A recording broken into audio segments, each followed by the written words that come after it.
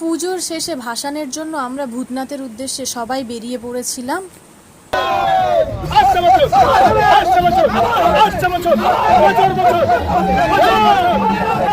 ভূতনাথে পৌঁছে আমরা গাড়ি থেকে সবাই একে একে ঠাকুরের ঘট আমার বর নিয়েছিল, আর বাকিরা সবাই ঠাকুরকে সাবধানে গাড়ি থেকে নিচে নামিয়েছিল।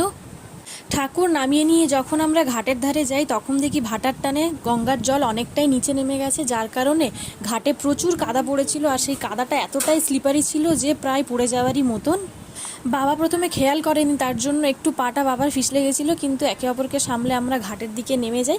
আর আমাকে তো বলছিল একদম নামতেই না, আমি তবুও জোর করে নেমেছিলাম কারণ আমাকে ভিডিওটা শ্যুট করার ছিল।